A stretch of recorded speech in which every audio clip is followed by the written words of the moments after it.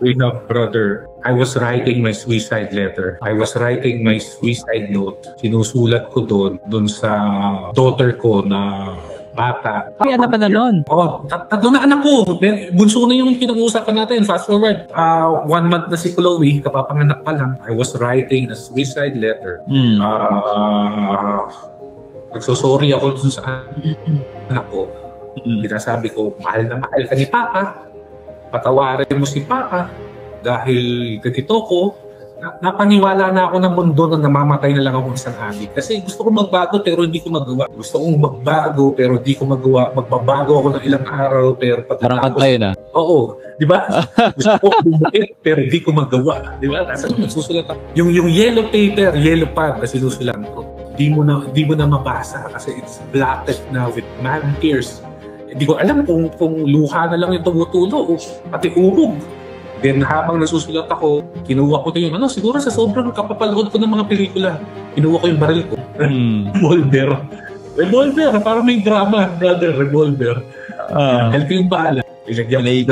Pinahikot kong ganun. Tinapat ko sa yung gatilyo, tinalbit ko yung gatilyo. True story. True story. Dalawang beses ko na yun.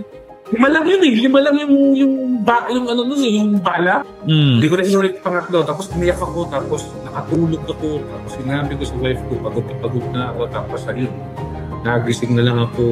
May nakapatong sa akin. Pinikap na ako. Dinala ako sa gutter. Sa kanto ng Tansa. Yung ngayon na SM Tansa na nakaupo ako doon. Wala akong pupuntahan. Wala akong pera. Yung mga kasama ko, nung nawala na ako ng pera, iniwan na lang ako. Yung mga kasama ko, natutulog ako dun sa bahay yung pinag-restohan namin. Yes. Dahan-dahan silang naglalakad para hindi ako magising. Okay, yes. Ginawa ko ng burakot ni sarili ko. Naglalakad na lang ako. Madumi, madungis, mabaho. Nakaupo ako sa gutter. Wala akong pupuntahan. Biglang may nag-U-turn na sasakyan. Pag U-turn ng sasakyan, nakita ko binaba yung passenger side window sa harapan. Binaba, nakita ko nanay ko. Nakatingin sa akin, nakita niya. So, let's pray in the name of the Father and of the Son and of the Holy Spirit. Amen. Lord God, maraming salamat po sa araw na to. We thank you, Lord, for this day, for Brother Loy Gabriel. We are so thankful and grateful for this opportunity na pinagkaloob mo sa amin, Panginoon, para ma-share po ni Brother Loy ang kanyang napakagandang story of conversion. Brother Lois become a wounded healer, especially sa those who are broken with addiction, drug abuse, and drug substance. And we believe, Lord, na through his story, Lord, you will touch the heart of those people na dumadaan din sa same na naging karanasan niya noon, na sa pamamagitan ng story ni Brother Loy, na pakikita mo sa kanila na there's always hope and there's always victory in any kind of addiction or anumang addiction ang pinagdadaanan ng mga viewers na nanonood ngayon. Naniniwala kami, Panginoon, na ang kapangyarihan mo pa rin ang patuloy na mananalo against all this evil. We also ask, Lord, for the protection of our interview, for any kind of attack or oppression from the enemy. And Lord, we just declare victory. We are so thankful and grateful for this opportunity. And we also ask for the intercession of our Blessed Mother, Mama Mary, and Saint Joseph, her most chaste spouse, and Saint Michael. In Jesus' name we pray. Amen. In the name of the Father, and of the Son, and of the Holy Spirit. Amen.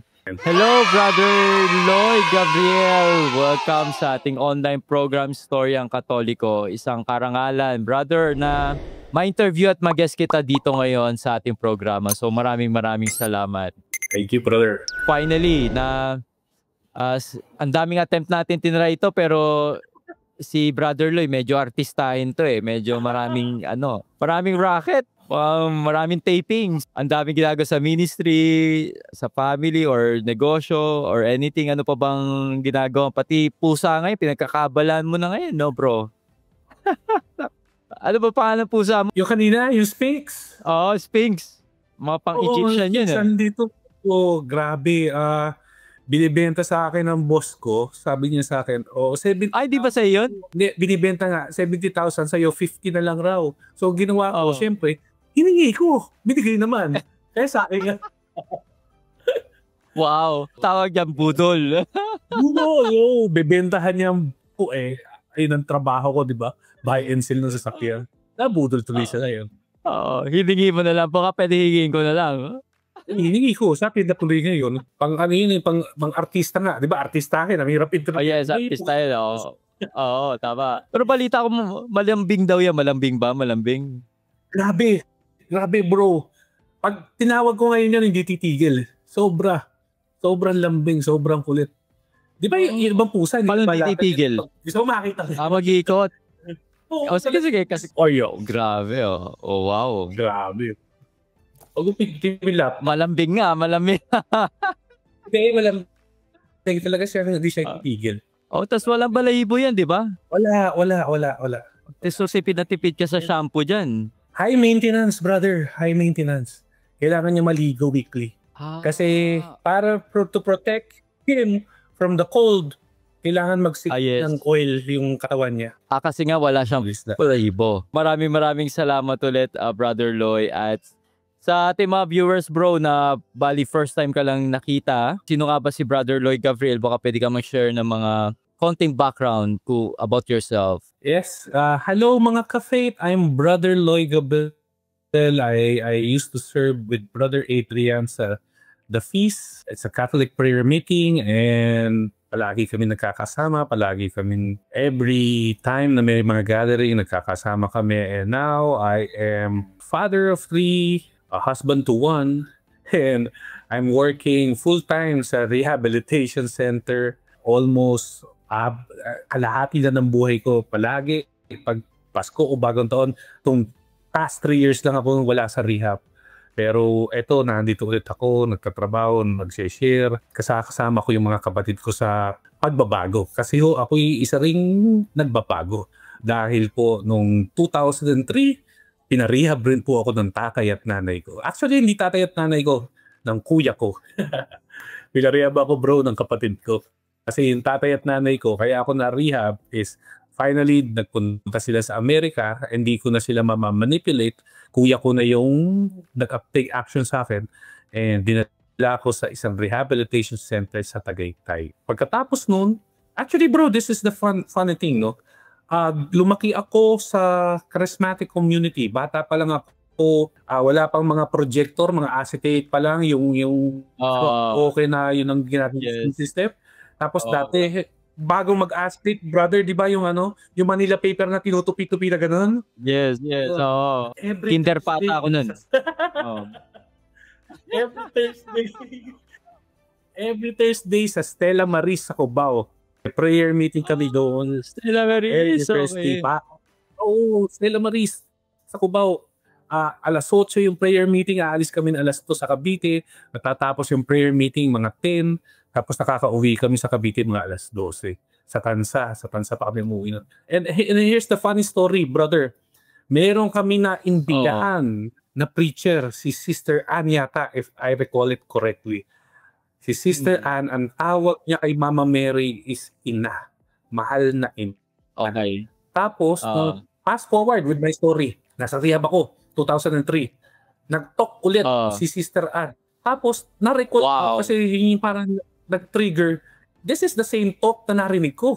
Kaya lang, nung una ko beses na narinig, hindi ko sa pinakinggan. Hindi ko sa pinakinggan kasi nasa labas ako. I'm too busy with my, kung ano man yung pinagagagawa ko sa labas. Pero nung nandun ako sa loob ng rehab, narinig ko, mahal na ina, mahal na inay. Yun ang tawag niya kay Mama Mary. Tapos nag-prophesy siya, brother. Nag-prophesy siya. Habang nakikinig kami, aming adik. Nakaupo, nakalinya yung monoblock, parang classroom style. Nag-prophesy si Sister Ann. Sabi niya, from one amongst you will come out a preacher. Prophesy. Wow. Sabi niya talaga, from one amongst you will come out a preacher. Noong mga panahon na yun, bro, medyo bata pa tayo. Di ko na... Gano'n ka bata? Hindi nagre-resonate sa akin. I was 26 at that time, 26. Hindi nagre-resonate sa akin yung mga gano'n, yung mga prophecy gano'n. Kasi ang gusto ko sa buhay is yupaman, kumita ng maraming pera, para meron akong financial freedom, magawa ko yung gusto ko pagkatapos ko dun sa rehab na to, pagkatapos ng stay ko, ayusin ko yung pamilya ko. Pero gusto ko is yung magkaroon ng lumikom na parati sa laki. Worldly, that's the term, worldly. Tama ka bro, thank you for that. Pero si Lord, makulit. Si Lord, minsan, talagang kahit ayaw mo, parang si Jonah, kahit ayaw mo, kahit tumahantak mo ka na, doon ka pa rin dadalhin. Yun ang nangyari sa akin. Ito, story, brother. Bago natin yan, buti hindi, kasi di ba sa Cubao, Stella Maris, buti hindi nyo pa kilala si Brother Bo noon, ng mga panahon na yan. Kilala? Kasi charismatic na yan eh. Oo, kilala.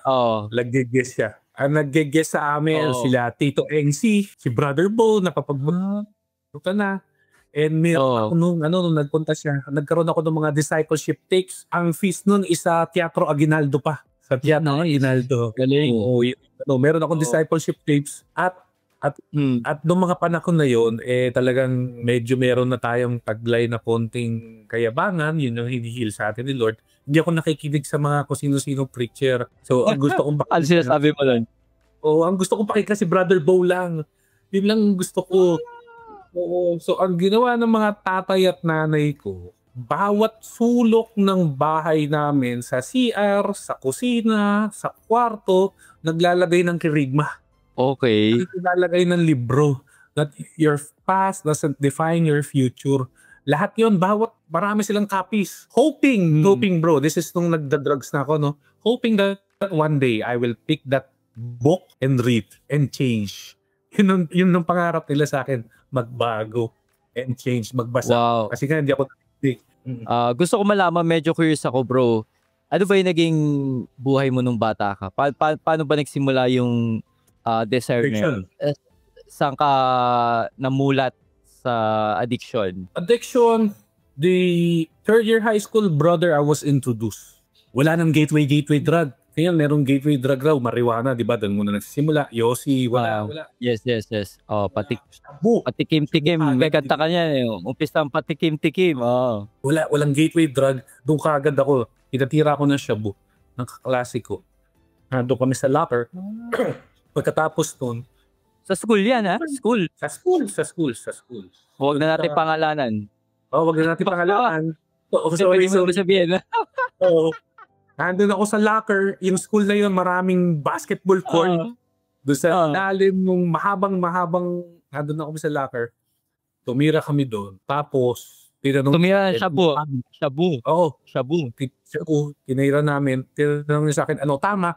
Sabi ko, wala lang, parang wala. Tapos, ang ginawa niya sa akin, halika, takbo tayo. Tumakbo kami doon sa campus, doon sa soccer field. Umiikot kami doon sa buong campus. Tapos, kami nung nakaikot na kami. Sabi niya sa akin, ano nararamdaman mo? Sabi ko, wala. Parang wala rin. Sabi niya sa akin, ito yun, hindi ko makakalimutan. Sabi niya sa akin, Gagi. Hindi ka napagod. Tapos napatingin ako. Tapos sabi ko, oo nga no. Hindi ako hiningal. Hindi ako napagod. Yun ang malaking pagkakamali ko. Yung pala ang gagawa ng pagod sa buhay ko. Yung sinabi ko sa misis ko, fast forward. Pagod na ako.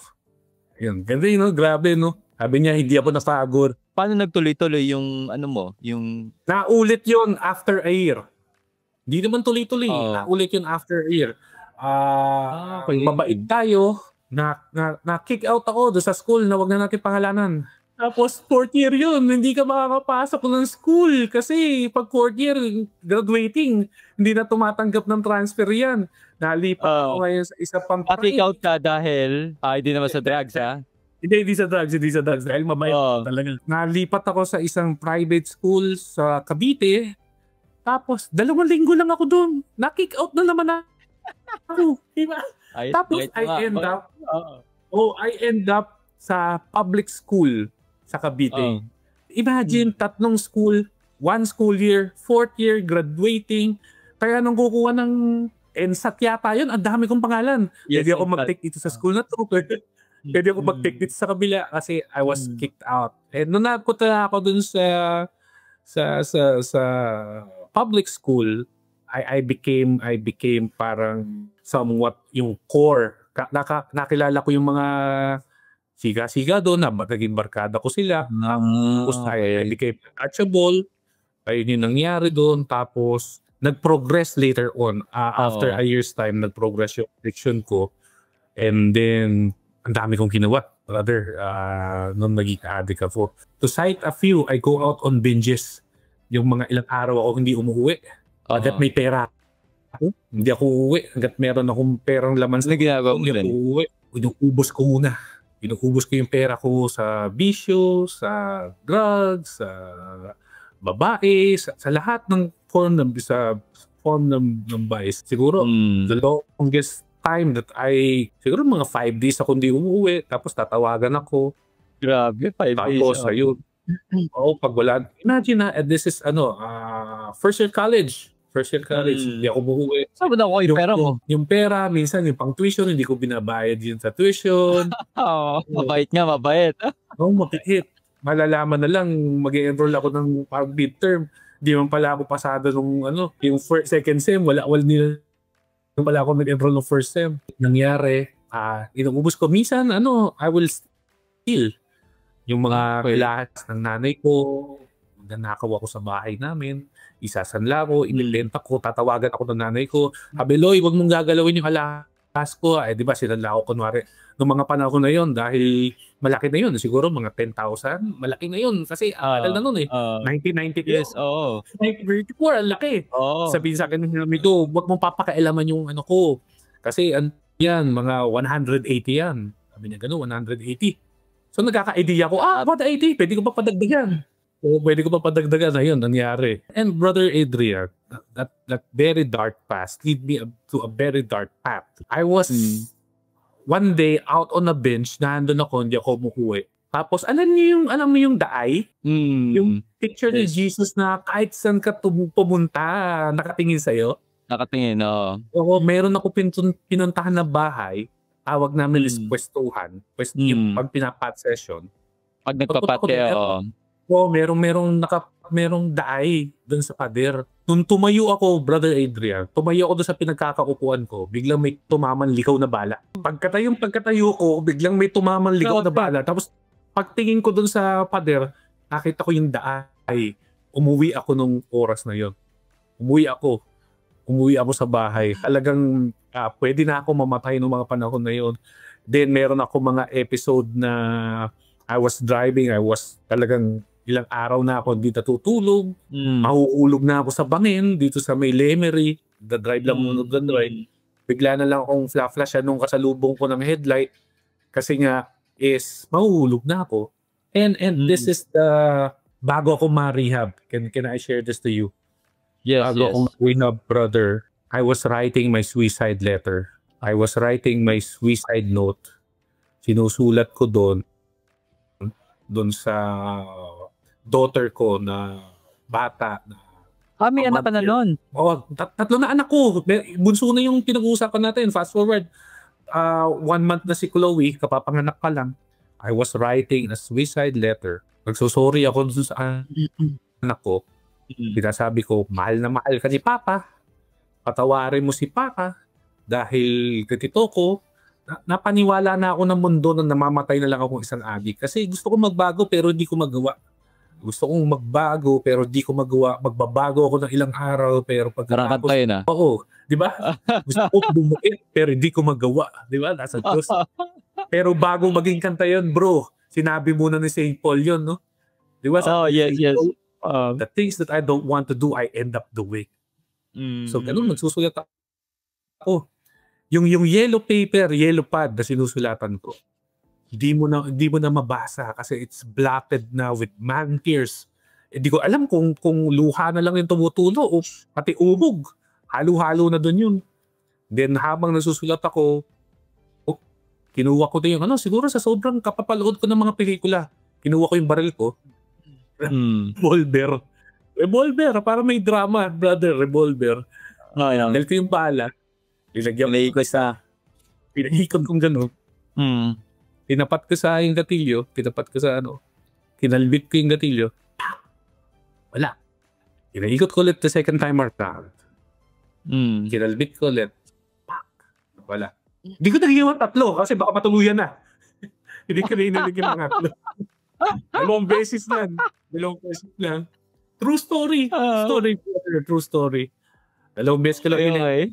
5 lang yun eh. 5 lang yung ano nun eh, yung bala. Hindi ko na sinurik pangatlo. Tapos umiyak ako, tapos nakatulog ako, tapos sinabi ko sa wife ko, pagod na ako, tapos ayun. Nagising na lang ako, may nakapatong sa akin, hinikap na ako, dinala na ako sa rehab. Ayun. Na ako sa rehab. Pagkatapos nun, ayun, nasa rehab ako. Mahirap dahil controlled environment, kinokontrol ka.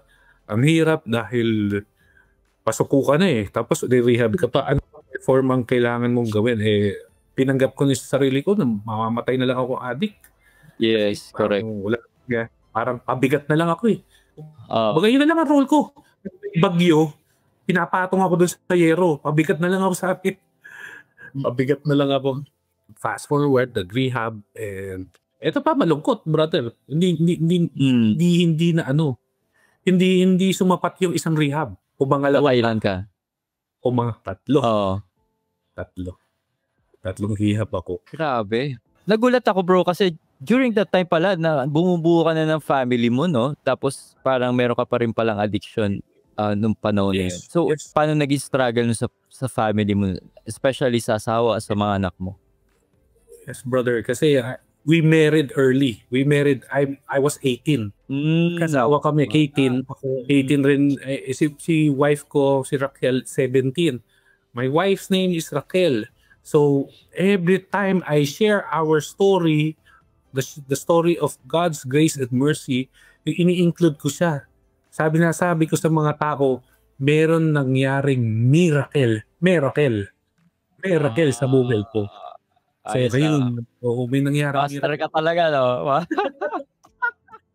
May nangyari. Malaki, master. May nangyari miracle sa buhay. Ayun. The struggle was there. Pero my wife held on. Kumapit siya. Held on. Brother Adrian, eto ha. Atin-atin lang. Sa mga cafe. Sige. Huwag lang. Hindi na pagkakalat yan. Atin-atin lang to. Tinausap na ako ng dinan ko. Imagine ha, in-laws mo. Kakausapin ka. Loy, okay lang mag-girlfriend. Wag mo lang seseryosohin. Atin-atin lang yun. Para sabihan ka ng ganun. In-laws mo yun, hindi ko nanay yan ha. Biyanan po yun. Ganun ako ka-unmanageable, uncontrollable. Hindi na ako kaya kontrolin. Kaya I end up, napunta ako sa rehabilitation center. The rest was a tug of war. One day you want to gusto mo magbago, the next day and I was ang program ng rehab, bro. 1 year mahigit. Matagal. Ayun yung nangyari sa akin. And from there, ayun nga, nag-prophesize si sabi mo. Grabe. Diba sabi ni Brother Bo, every kind of addiction is hunger for love. Ano yung tingin mo roots nun, brother? Bakit yun yung naging pangtapal mo sa hungry for love mo? It's my cry out for love, and dalawa lang kami magkapatid, and ang pagitan namin, bro, is 8 years, 8 taon. And ang tawag sa akin is bunga ng panibagong pagmamahalan. Kasi my parents I was unaware, hindi ko naramdaman yun. Rocky yung marriage nila. Montik nang mag-separate yata. Pero ako rin yung bunga ng panibagong pagmamahalan. And nung pinanganak ako, hindi ko na naramdaman yung mga naramdaman ng kapatid ko, ng kuya ko. Kuya ko is sa kamalig, napapalo, di ba yung nasisinto? Yes, my pet. Ako, kahit isang hawak, walang nangyari sa akin. Spoiled. Yes, spoiled. Spoiled na, pampered pa. Sheltered. Oo. Usually, Brother Adrian, lahat ng mga nasa rehab, spoiled, pampered, sheltered. Kaya yung the way we handle our emotions, maaaring medyo siguro meron ilan sa amin matatalino, mataas ang IQ. Pero yung EQ namin, bro, mababa. We cannot handle our emotions. Parating pa lang yung problema, tumatakbo na kami. Ganun kami open. Kaya kami... Pero ba't ganun? Kasi di ba parang busog naman kayo sa pagmamahal, punong-puno, pero bakit humahanap pa rin kayo ng pang-tapal dun sa something emptiness na yun? Oo, really, it's it's a void inside us, and sa rehab ang tinuturo, meron dalawang F, fight or flight. Strong people like you tend to fight, you tend to face things head on. Haharapin nyo. Hindi, flight. Tumatakbo kami, we run away. Kaya ang nagiging coping mechanism namin, brother, is yung drugs. Hindi, ang sabi ni Cry Out for Help, there's this famous author, I forgot his name. It's a cry out for help, and it's because of a hidden trauma na nangyari sa buhay. And maybe meron ka bang trauma? Early, I don't know. Wala. I was pampered, I was spoiled. Pero sabi nung nung nasa womb raw yung bata, pwede raw ganun eh. I still haven't processed that, Brother Adrian. Doon tinatanong ako before ng mga magulang ko kung bakit nangyari yung addiction sa akin. Yes. Baka raw ako yung na-influensya ng peers, baka na-influensya ako ng mga kaibigan. Hindi eh. Ang problema, ako yung nang-i-influensya. Ako yung bad apple. Ako yung talaga. Ikaw yung mastermind. Ako yung mastermind. Hindi ako yung nahila, hindi ako yung na-influensya. Mga kaibigan ko, bro, sa Kristan. Tinuruan ko lahat. Grabe. Hey, nako, kaya ako yung nandito. Tinuruan mo maging mag-shampoo. Oo, tinuruan ko, bro. Funny story. Hindi naman siya, bro. Nagmamariwana kami sa likod ng parang Sacred Heart. Merong altar ng Sacred Heart na plaza. Yan. Doon sa labas ng simbahan, sa Tansa. Sa San Agustin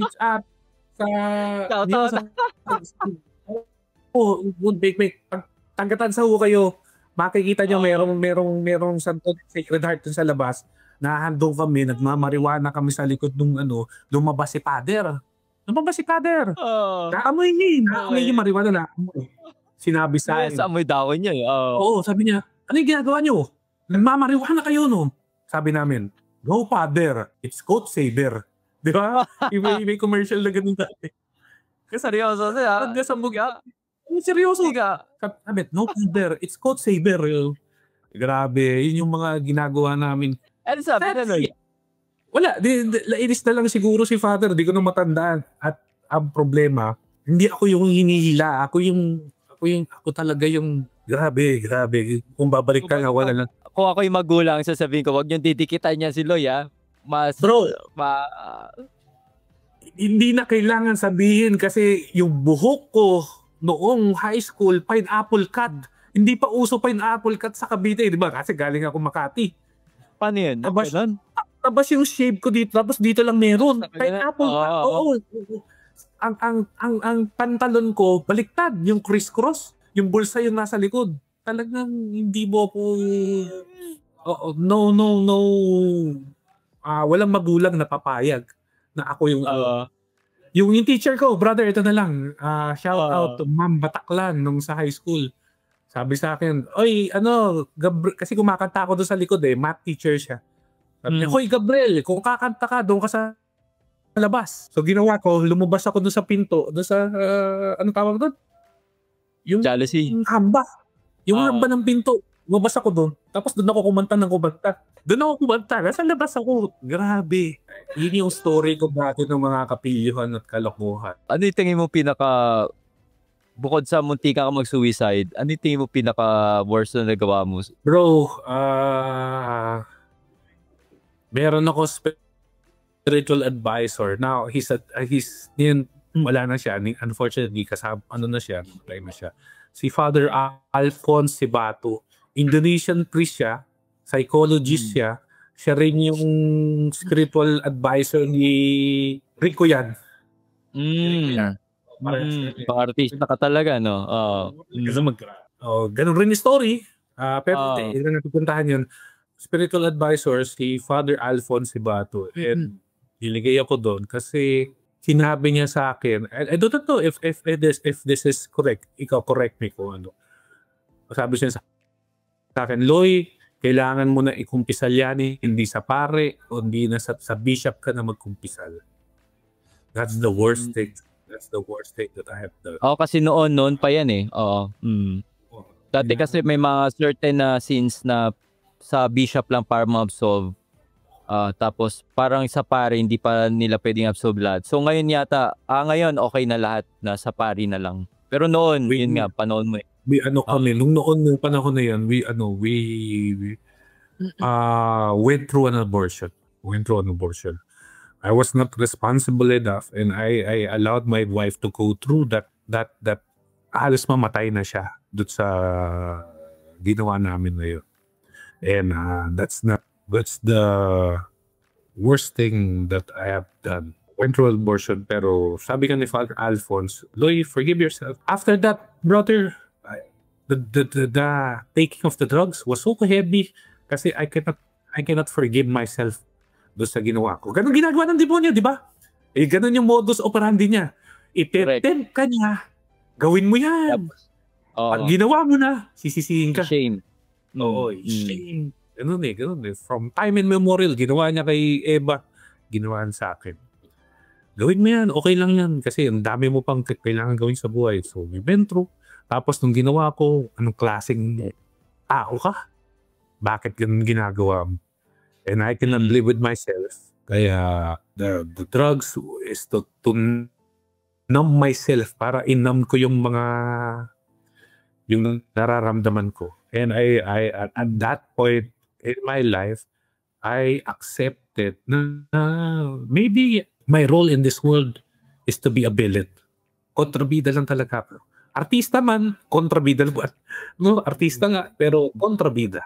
Yun ang I was so And sabi niya, then pangalanan mo yung bata, sabi niya sa akin. Yes. So I named my son Alphonse. Galing dun sa pare na spiritual director ko na Indonesian psychologist, si Father Alphonse, diba? I rarely share this. Siguro... thank you, bro. Napakatapa mo para i-share yan, bro. But I admire you. Mga 10 time ko pa lang siguro na-share siya. Grabe. Grabe yung pinagdaanan, yung halos pwedeng mamatay na yung misis ko ng mga panahon na yun. Sa akin, okay lang. Okay na. And I do not think na yung mga kids ko alam yun. Na apat dapat sila. Sa tingin ko, hindi alam. Si Chloe nga, hindi alam na adik ako nung nag-ano ako sa inyo. Nag-guest ako sa pinapromote yung fora. Pinakilala ako doon. Dati yung siyang adik. Tumingin sa rin gano'n. Yung anak ko. Si Papa yun? Hindi. Bakit nila yun? Kasi ganun ka bait ang misis ko. Prinotektahan niya yung image ko sa mga anak ko. Ganun ka bait yung misis ko. Hindi ba nila nakikita yung sitwasyon mo nun, bro? Kasi tinatago ng wife ko. Hindi, yung itsura mo, yung paano ka mag-act, or... Hindi, kasi, di ba, minsan di ako uwi. Siya sabihin, nasa work. Nung nasa rehab ako, nasa work. Minsan naman, pag maalis ako, ito, ginagawa ko pala. Umuwi ako bago sila pumasok para nakikita nila ako, nasa bahay pa. So, halos diba? Parang, oo. Hindi sila. Pero, I know, I don't know. I want the cycle to stop with me. Di ba may talk tayo ka nun? The cycle stops with you. I want the cycle. And yun ang sinulat ko doon sa Nubingan to God's Love natin na yung anak ko, kasi ayaw nila mag-feast dun. Anak ko, mag-join lang. Kasi para isulat mo doon sa Nubina yun is an impossible thing. Pero yun, fast forward, ang bait ng Lord, nag-serve. Naging youth leader, naging yun. Ang galing. So, wow. Grabe. Pag-usapan natin, brother, paano napunta yung transition mo, breakthrough sa buhay mo? One day, they were hoping na may pulutin ako na magazine. Kasi kay Brother Paul lang ako nakikinig. Kasi nung bata, lumaki na kami sa community. Pero, imbis na pakinggan kita, pipintasan ko yung mga sinasabi mo, parang ganun. So, nagkaroon ng feast sa Cavite, nagkaroon ng feast sa Bacoor. Sabi namin, parang siguro 2014 yata yun sa Bacoor. 2010 so, inaamin mo hindi ka nakikinig sa mga preacher do sa Cavite? Ay, di. Sabi niya, gagaling ng preaching. Magagaling. Magagaling. Oo, magagaling. Tapos, magagaling kumanta. Kasi kasabi mo lang kay brother mo ka na. Yun yung mga kasi di ba sa charismatic, ganun na lumaki. Tapos, Magagaling yung mga preacher na sis. Magagaling. Pumunta ako ng SM Bacoor. Pagpunta namin SM Bacoor, nakita ako ni Brother Box. Linapitan niya ako. Nakita niya, uy, mukhang mayaman na inchik to. Di ba? Di ba? Mukhang pwede maging giver to. Tama. Serve with us, serve. I started leading worship. Then, from there, ginawa na niya akong co-preacher sa Bacoor, then sa Dasma kasi yung rinawak niya. Then sometimes, suggest ako sa inyo. May ano ka pa ba nun, nung time na yun? I mean, yung drugs? 2014 na yun brother. My last rehab was 2010. Paano nangyari yun, bro? Paano ka natanggal doon sa shackle na yun? Ang nangyari was when I saw yung pagmamahal ng yung pamilya ko sa akin, nakita ko yung grabing effort na pinigay sa akin pagkakataon ng Diyos. Grabe yung nanay tatay ko halos makuba na. Hindi mura magparehab. Hindi mura magparehab. Oo. Mayaman na nakapag-parehab, brother. Halos makuba na sila sa... Iniiyakan na rin ako ng nanay ko nung mga panahon na yan. Nung pinick up ako, nakita ko sila nagtatago sa isang sulok nung paglabas ng sasakyan. L300 ako sinakay Pagliko dun sa bahay namin, nakita ko sila nakatago. Kasi advice yun sa rehab na para hindi maging emotional lalo. Pwede ako tumakas. Kasi alam ko yung mga pwede kong gawin Kaya lang nakita ko yung pain nila. Yung pain ng nanay ko. Actually, yung nanay ko talaga, yung pain ng nanay ko. Nung nakita ko yun, yung naramdaman ko yun. Parang nagkaroon ng, kaya natawag nga sa kanya, biro raw sa kanya Santa Monica. Santa Monica. Si San Agustin, di ba? Drunkard. Ilang years ba? Ilang years yun sa'yo? Brother, nagsimula, di ba? 1994. Tapos 2010, na-rehab pa ako. Ilan yun? Pakicommute na lang. 1994, 2010. Grabe, half of my life, I threw it away to drugs. I have a very... Wow. One last na hindi ko makakalimutan. Pwede pa share. 16 years. Sure, bro. Hindi na ako umuwi. Wala na akong pera. Ayoko umuwi kasi nahihiya ako sa amin. Bakit? Nahihiya. Ayoko na umabuso Nahihiya ako. Parang yung di ba? Parang yung prodigal son. Kahit servant na lang. Pero ako ayoko talaga umuwi. Nakaupo ako sa gutter, sa kanto ng Tansa. Yung mayon na SM Tansa na, nakakupo ako doon. Wala akong pupuntahan. Wala akong pera. Yung mga kasama ko, nung nawala na ako ng pera, iniwan na lang ako. Yung mga kasama ko, natutulog ako doon sa bahay nung yung pinagpwestuhan namin. Dahan-dahan silang naglalakad para hindi ako magising. Tawag doon sa salitang kanto, ang term is buraot. Okay, yes. Ginawa ko na yung sarili ko. Ginawa ko ni buraot yung sarili ko. Naglalakad na lang ako, madumi, madungis, mabaho. Nakaupo ako sa gutter, wala ako pupuntahan. Biglang may nag-U-turn na sasakyan. Pag U-turn ng sasakyan, nakita ko binaba yung passenger side window sa harapan. Binaba, nakita ko nanay ko. Nakatingin sa akin, nakita niya ako. Nung nakita niya ako, gusto ko tumakbo. Kasi ayaw kong makita ng nanay ko ng ganung sitwasyon. Tapos nung pag-U-turn sila, bumaba nanay ko, inakap ako ng pagkahigpit-higpit. Imagine, ang babo pa ako. Ilang araw di naliligo. Nasa kali. Akap-akap niya ako. Di niya ako pinapakwalat. Di niya ako pinapakwalat. At ko yung akap ng Diyos. Yung mga oras na yun. Grabe ka, pinaiiyak po ako. Hindi ko alam. It's a very long time ago and yet the emotions are still... Nandun pa din talaga. Yung impact. Yung emotion. Kita-kita. I come prepared. I was prepared. Grabe ka, Brother Adrian. Thank you for this. Yun talaga yung life-changing moment sa'yo, bro? Life-changing moment is a series. Walang parang, ganun. Wala. It's a series of love. Pinaramdam. It's a series of love. Pinaramdam. Isa pa, sige. Kasi kanina nanay ko naman, eto tatay ko naman. I was at a motel. Motel. Oo. Ubus na pera Lago ko. ko. Yeah, biligyan ko. I was staying there kasi gusto kong magpahinga. Kasi wala akong matulugan. Pupunta ako doon. Dati, uso yung sa TV, yung may mga text. Yung lumalabas sa TV pa, lalo na pag cable. Di ba may mga... Okay. Yes. Explain.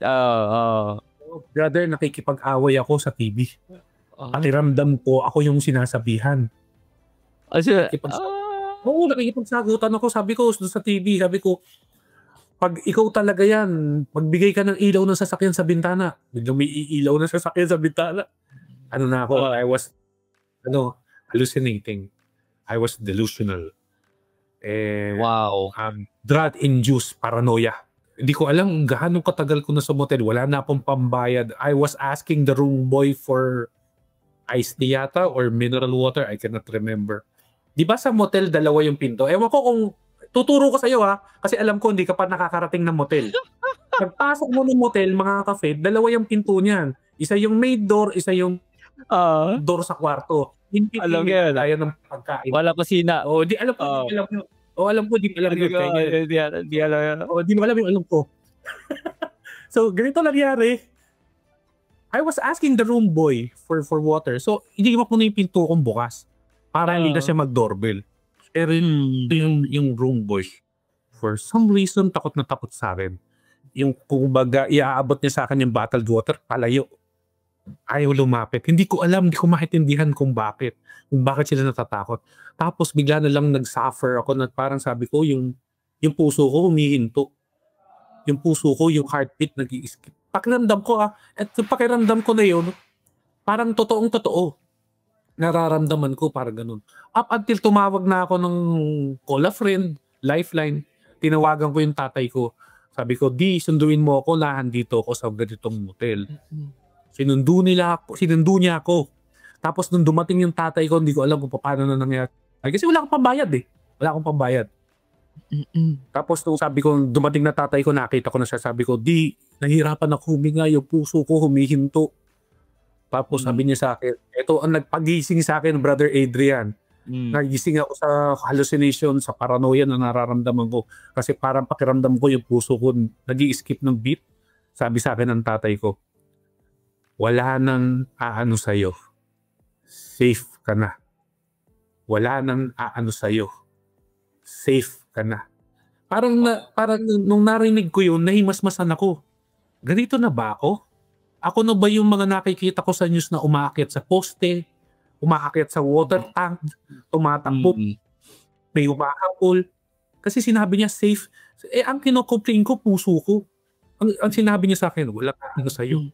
Safe ka na. Tapos nung linabas ako ng tatay ko doon sa motel, walang tao doon sa hallway, walang receptionist, walang tao sa parking lot, wala lahat tao. From doon sa room hanggang starting ako doon sa sakyan, walang tao. Siguro, hindi ko alam, hindi ko pa natatanong sa tatay ko, baka pinatago nila kasi baka matakot ako sa tao.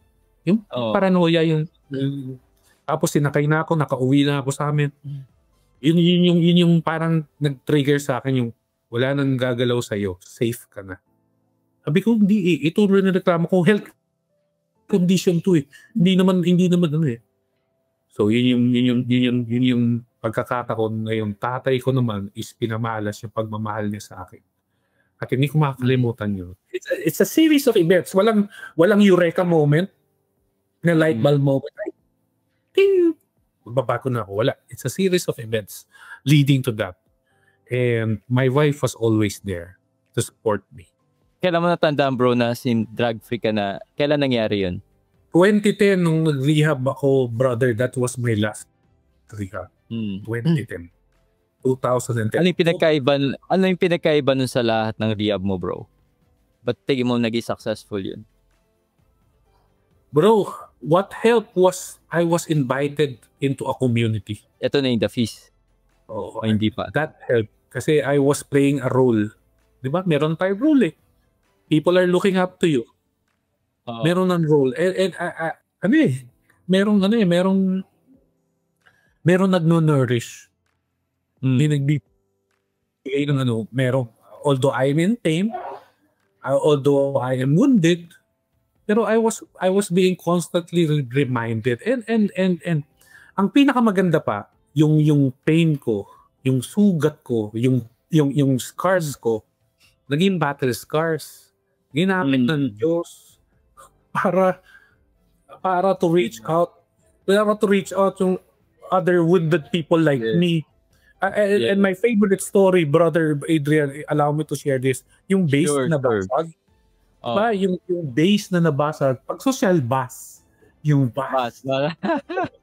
Yung bus na nabasag, pag nabasag yun, pag mahirap palayok. Oh, okay. Pag mahirap palayok, pag nabasag yun, yung palayok na yun, kahit anong mighty bad mo, kahit anong ibuldog mo doon, pag binalik mo yun, meron ng mga cracks. Di ba? Meron ng mga cracks. Meron ng mga holes. Pagit na siya, useless na siya. Pero imagine nung wala pang basag yung bus, yung palayok, linagyan ng kandila. Yung ilaw ng kandila, papunta lang sa taas. Pero nung meron na siya mga lamat, pag nilagyan mo siya ng kandila, at itong kandila na to is si Kristo, pinapasok ko sa puso ko, pag pinapasok ko yung kandila sa sarili ko, yung ilaw ni Kristo will radiate through those holes, through those cracks. And I was able to reach out my fellow my fellow addicts. I'm effective. I'm effective in this. This is my niche. This is my calling. I feel their pain kasi I'm one of them. I do not separate myself from them. I am one of them. Yung mga psychologists, yung mga psychiatrists, pinag-aaralan ko ano yung nararamdaman namin. Ako first hand, alam mo yung nararamdaman namin. Kaya I am here. Yung ilaw ni Kristo is nagraradiate sa cracks. Kaya yung mga scars, battle scars na yun, brother. Bragging rights. Do you mean, brother, na during pala nung na-invite ka sa feast, parang fresh ka pa lang talaga from rehab nun? 2010, yes. Pero 4 years na yun. 2014 ako nag-serve. 2010... parang attendee ka pa lang. 2010, umattend ako. 2010 ng 10-10-10 ng Cavite. Diba? Sa Robinson. Sa Robinson. Andun pa na pala yun. Hindi ako nakakatapos ng series. Kasi nga, papasok pa ako sa rehab dun eh. Hindi ako nakakatapos. Attend ako ng first talk. Hindi ako nakakatapos ng 4. Attend ako, iiyak ko, magsisisi. Tapos, aalis ako. Minsan hatid ko lang sila, aalis ako. Kasi nagbabayan sila ko ng sasakyan. Hindi ako nakakatapos. Na-rehab ako 2010. 2014, inimbitahan ako sa Bacoor. Tapos,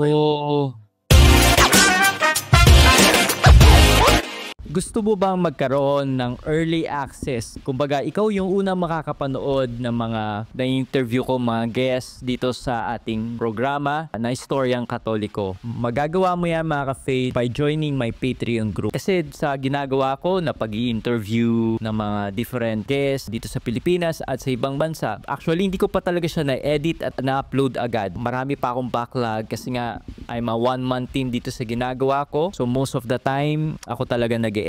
Actually, ako talaga nag-edit ng lahat ng mga interviews at mga vlogs dito sa channel na to. As much as I want, na after ko sila ma-interview, ay ma-upload ko na. Hindi ko po yung magawa kasi kailangan natin i-edit at pagandahin pa yung interview sa paglalagay ng mga slide and information na very relevant at mas makakatulong pa sa inyo. Pwede nyo siyang ma-access by joining my Patreon group. Once na natapos ko na yung interview, i-upload ko kagad dyan sa ating Patreon group ang mga pre-recorded interview. At alam nyo mga ka-faith, sa pag-join nyo din dyan sa ating Patreon group, ay matutulungan nyo ko dito sa ating ginagawang online evangelization. Alam nyo naman na itong ginagawa natin ay hindi libre. May mga cost tayong ginagastos, mga ginagamit natin, yung pamasahe, pagpupunta natin yung mga ini-interview ko na face-to-face, and etc. In due time, I'm planning to build a studio, a home studio. Malaki talaga ang cost at gagastusin dito. Kaya mga ka-faith, by joining my Patreon group, mas matutulungan nyo ko na mapa-improve at mas mapaganda pa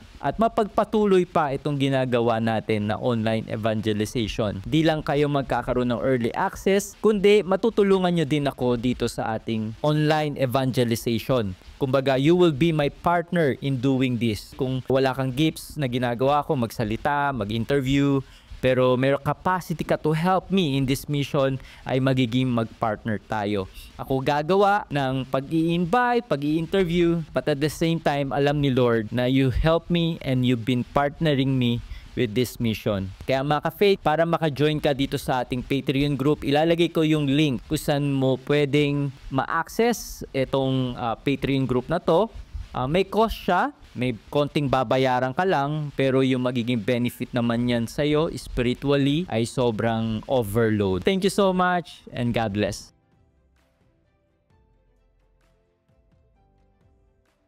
Ano yung feeling bro nung afternoon na namalaya mo na lang ba na wala ka ng substance sa katawan mo, drug free ka na? Ano yung feeling mo nun, brother? Alam mo, pag bumibili ako sa butikan na yun, pag bibili ako sa butika, tatanong ko kaagad doon sa pharmacist, meron hubang meron hubang side effect yan. Sasabihin sa akin, ay wala, ay gusto ko yung may tama. Yun po ang habol ko. Hindi. My drug, brother, right now, what replaces is, I think it's yung love pa rin, yung pagmamahal pa rin, yung sa tulong ng banal na espiritu, yung pagpaparamdam, grabe. Yung pag-a-attend ka ng dati tawag Life in the Spirit Seminar. Yes, LSS. LSS. Yung mainit na hangin, biglang lalamig, yung malamig, biglang iinit. Grabe. Nandun ako sa LSS. Sabi ko sa'yo, series of events eh. Gusto ko na magbago. Nandun ako sa LSS. Nandun ako sa harapan. Sabi nung preacher, nung speaker, kung mahal mo ang Panginoon, kung tinatanggap mo ang Diyos, tumayo ka. Ano to? Baptism na to. Baptism. Baptism. Tumayo ka. Oops. Umiiyak na ako. Kung narinig kong tumayo ako, teka. Ano sasabihin ng mga nasa likod? Baka nagbabanal-banalan yun. Di ako tumayo, bro. Di ako kasi yung window of opportunity ko parang lumagpas. Kaya umiiyak ako doon. Okay. Sisiulit ako kasi mahal ko kayo pero bakit hindi ako makatayo, iniisip ko pa rin sana kung doon ako bupo sa likod para kahit tumayo ako, taas ko kamay ko, walang makikialam. Pero inulit-ulit ng preacher, tumayo ka. Wala na akong ginawa. Kung tumayo na ako, surrendered na ako. Tinaas ko na yung kamay ko. Diba? Victory pose. Pag sumuko ka, parang nanalo ka. Pag nakataas yung kamay mo, parang nanalo. White flag. Oo. Series of events, Brother Adrian. Series of events that leading. From time to time, tinatapik ako ng Panginoon. From time to time, diniredirect niya yung buhay ko.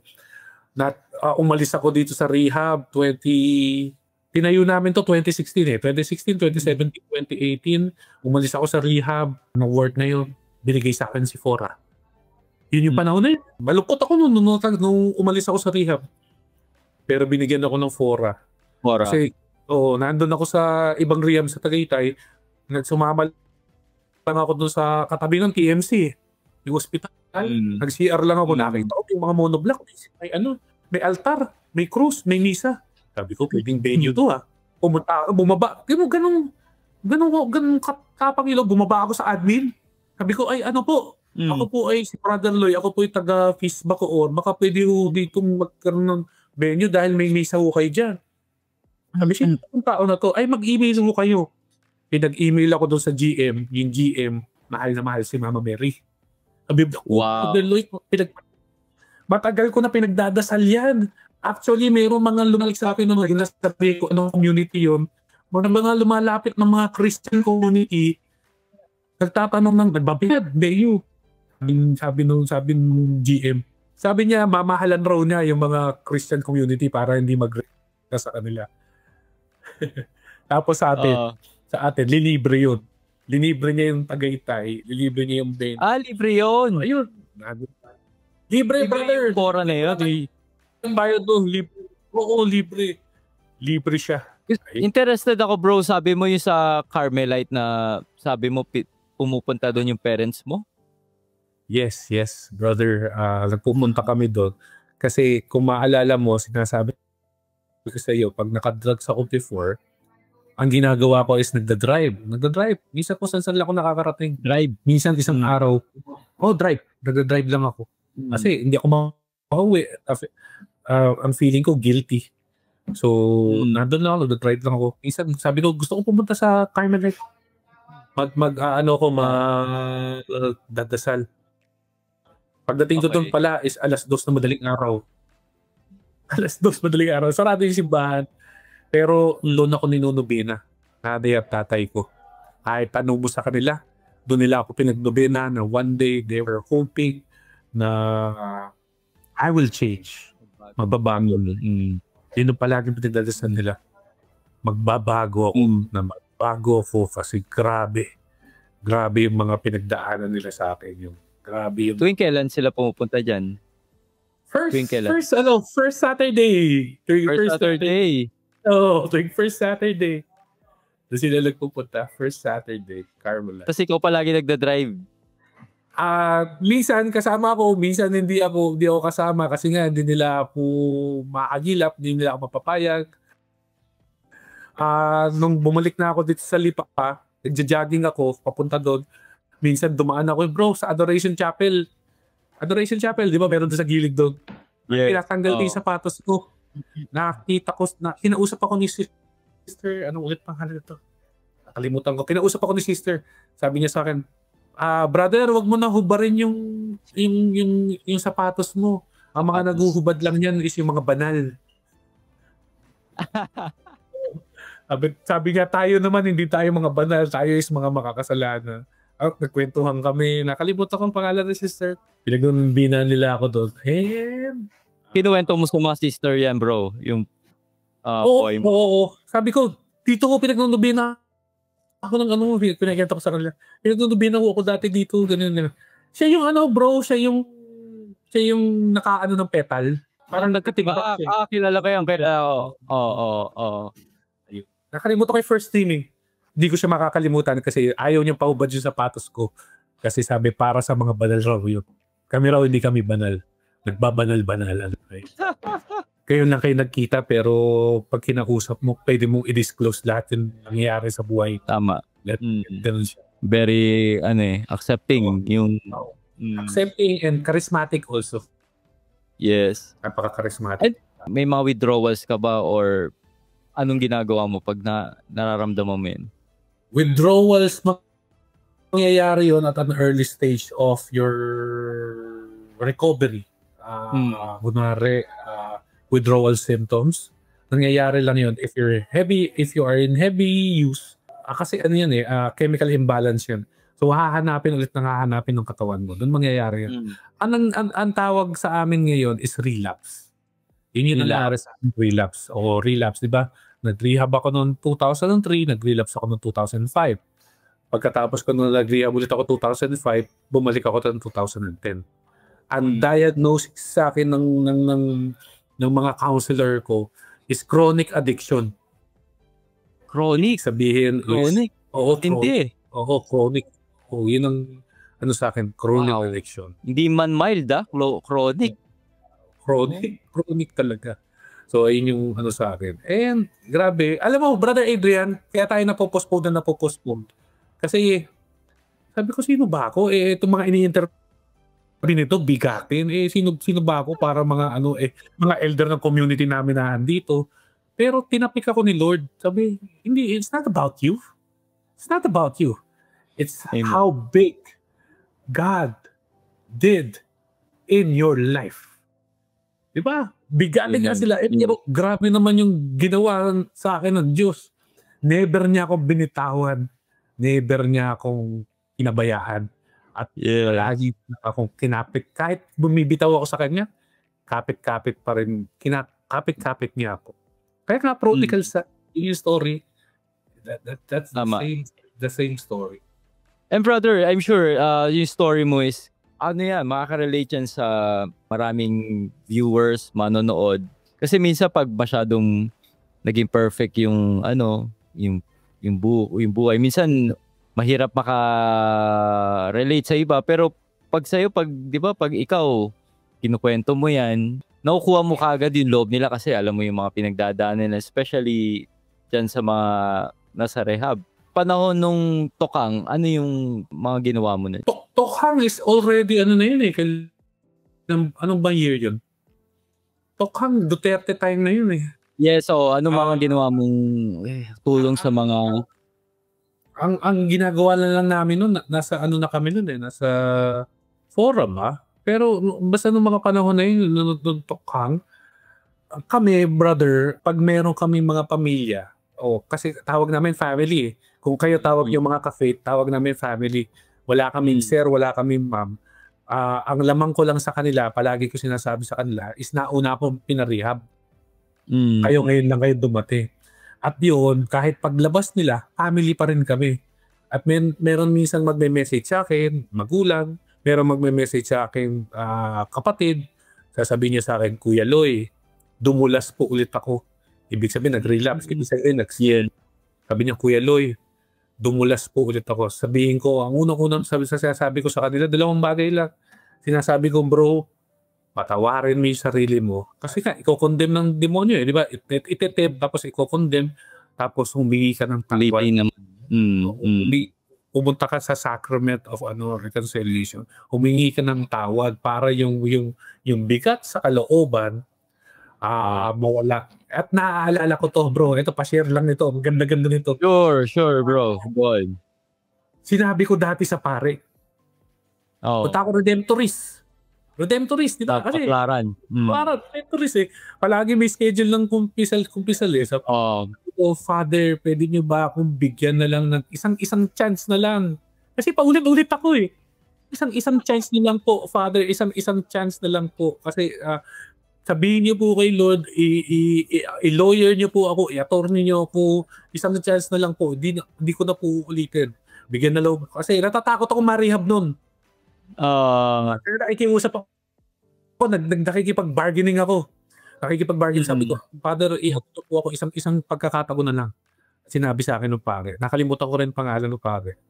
Sabi niya sa akin, alam mo ba, every time na humingi ka, going into confession, na sinasabi mo na humingi ka ng isang chance na lang, hindi totoo yun. Ang Panginoon, ang humingi sa iyo ng isa pang pagkakataon na mayakap kanyang muli. Pagkasabi ko, luha ko, uhog. Ang Panginoon ang humingi pa ng isang pagkakataon para mayakap kanyang muli. At yun ang sinabi ko doon sa kapatid na nagsabi sa akin, Kuya Loy, dumulas po ulit ako. Sabi ko, bro, ang Panginoon ang humingi pa ng isang pagkataon na yung mayakap ka muli. Bumalik ka ulit sa kanya. Go back to him. Go back to him. Ayun yung ginagawa namin, no? Yung mga panahon na yun, Tokhang. Hindi naman nahinto eh. Hindi nahinto, Tokhang. Marami pa rin na nagyayari mga... Tumaas pa nga yung tumaas nga yung number ng residents. Hindi, number of residents sa rehab. Kasi syempre, natatakot sila pag nasa labas. Meron ako kakilala, naging namin, residente. Ang tawag namin sa pasyente residente. Nandun siya nung Tinokhang. Binaril yung boyfriend niya sa tabi niya sa ulo. Wow. Babae to eh. Babae to. So, pinatay yung lalaki. Tapos pinasok siya sa amin sa rehab. And that's sobrang traumatic para sa kanya. Sobrang traumatic para doon sa babae na yun. Doon sa nangyari na yun sa pagkatokhang. Hirap. Ang pinaparamdam na lang namin is yung empathy na nandito kami para sa kanya at merong pag-asa. Palaging, kasi ninanatro sa atin yung pag-asa. Palaging pinare-remind sa kanila always, may pag-asa. May pag-asa. Question ko sa iyo, Brother Loy, ano yung tingin mo pwede mo mapayo sa mga may currently addiction di sa buhay nila na puro failure, yung pagtatry nila magbago sa buhay, ano yung pwede mo ma-share sa kanila, brother?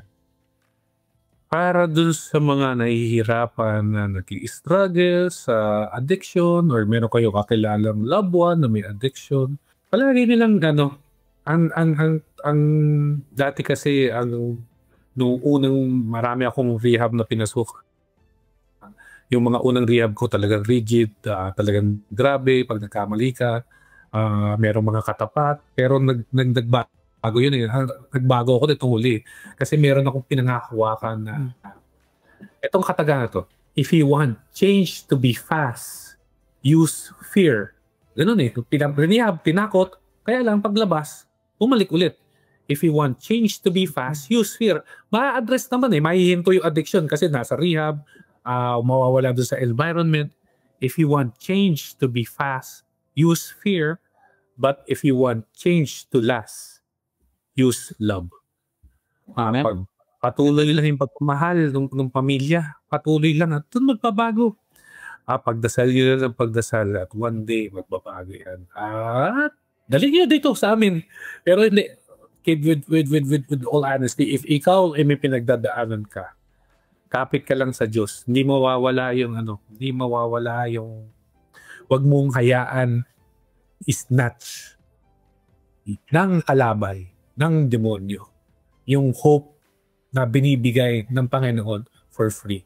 By God's grace and mercy. Mercy and grace. Yung dalawang babae na yan, si Grace saka si Mercy, lang ang palagi natin tatandaan. Through God's grace and mercy. Diba? Yung grasya ng Diyos na andyan. Grace is something that we don't deserve, but yet give it. And mercy is for punishment that we do deserve, but not give it to us. Si Grace, saka si Mercy, at ang hope. Thank you, Brother Adrian. Napakaganda ng story mo, brother. At personally, nagulat din ako sa mga sharing mo. At yung gravity nung pinagdaanan mo, ganun pala talaga kalala, bro? Akala ko patawa-tawa ka lang, smile ka lang. Pero may hugot no? Malalim yung bunga ng ginagawa mo. I mean, mas nakikita ko yung perspective, yung paano yung hunger mo para tumulong sa mga may addiction. So nakita ko yung yung pinanggagalingan nun at mahirap pero through God's grace, nandiyan ka ngayon at nagiging inspirasyon sa maraming mga tao at one by one, di ba? Tinutulungan mo silang maka-recover sa kanilang addiction. Anong feeling mo, bro, pag may anong tawag pag gumagraduate na yung mga... Graduate? Yeah, graduate talaga. Graduate sila. We call them graduates. And masaya dahil yung kapatid namin is babalik na ulit sa mga mahal nila sa buhay. Ang rehab, may mga tawag sa pangalan dyan, bahay ng pagpapago, saka family repair station. Diba? Family repair station ng rehab. Yan ang trabaho niyan. May post si Brother Mark yata yun. Diba? Post si Brother Mark. The devil is angry at the family. Parang ganun. Protect the family. Oo, yung parang sa kanya yun. Rehab is a family repair station. Natutuwa kami every time na may graduate. Nararamdaman namin, nakikita namin yung kung paano kumilos yung kamay ng Panginoon. Amen. Amen. And brother, I don't want to take so much of your time. Baka meron kang gustong i-promote sa ating mga manonood ngayon, mga ka-faith. Paano ka ba nila pwede ma-reach out kung meron silang gustong hingi ng tulong din na mga sila mismo or kamag-anak nilang dumadaan din sa addiction? Ayun, thank you brother for this opportunity. So, pwede niyo po kami ma-reach meron po kami page sa Facebook, New Life and Rehabilitation Center. Mag-message lang po kayo doon and we will try to answer as quickly as we can. Pag nandito kayo sa mga areas ng Lipa, meron rin naman po kami sa parting Cavite naman po, sa Silang. Doon po naman ako, Panghiro Tamang Landas Rehabilitation Center. Lahat po ng mga nandun po, pwede nyo po o makontak. Message us directly. Ayun lang po. Also, ikaw bro, baka kung meron silang gustong itanong sa'yo personally, paano kanila pwede ma-reach out? Ayun, sige, you can message me at Loy Gabriel. Directly na, sa Facebook ko. Message nyo ko doon. Yes. Padala niyo ako ng load. Hindi. Gcash. Grabe, brother. At sa kanila pwedeng, marinig mag-talk, please, Pray for me. Pray. Pray. Looking forward ako makabisi dyan, brother, dyan sa New Life. Yes, brother. Oh, yes. Please. And mahayakap mo sila. Grabe. Yes. Tayo mabibless talaga pag pupunta tayo sa mga ganyang institution. Di ba? Minsan inisip natin tayo mabibless pero tayo pala yung nabibless sa kanila dahil yung grabe yung pinagdadaanan nila. Pero nandyan pa rin sila, still alive and kicking, lumalaban, di ba? Lumalaban sa buhay. And brother, baka meron kang any last words sa ating mga viewers bago kita hingian ng closing prayer? I just want to say thank you for the opportunity. In the name of the Father, Yes, brother. the Son, and of the Holy Spirit. Yes. Amen. Amen. Lord God, we thank you for the opportunity. At nagpapasalamat po po, Panginoon, araw ito na naimbitahan po dito sa ni Brother Adrian to share how you work, to share your love, to share that you are relentless, that you are our pursuer, that you will always run after us, no matter how far or how wayward we became. Panginoon, kayo po is talaga nahandyan ho palagi para hipuin ang aming mga puso na matigas, kinakalyo, at unti-unti niyo po pinalalambot. Binibigyan niyo po kami ng heart transplant. Panginoon, pinagdadasal ko rin ang aking mga kapatid, mga ka-faith, na mayroong mga same struggles sa buhay, same plight. Lord, give them direction. Yes, Lord. Answered your prayers. Let healing come. Send them the right people sa buhay po nila para makatulong po sa pagbabago na kinakailangan at inaasam-asam nila. Alam ko po, Panginoon, po ang gusto nila. Makapiling ka ulit nila, maramdaman po nila ang inyong mahigpit na yakap. All of this we pray in your mighty name. Amen. Merry health of Christians. Amen. Pray for us. In the name of the Father, the Son, the Holy Spirit. Amen. Amen. So maraming salamat, Brother Loy. At I'm sure marami sa ating mga viewers, mga ka-faith, ay sobrang na-inspired at na-bless sa naging story mo. Very life-changing, very moving. Excited ako, brother, na to see you again in the future, brother. One of these days, magkakita at magkasama tayo ulit sa ministry. So maraming salamat, Brother Loy. And rest assured that our prayers, we pray for you at sa buong pamilya mo at sa ginagawa mo dyan sa rehabilitation. Thank you so much, brother. Thank you, Brother Adrian. Thank you, mga faith.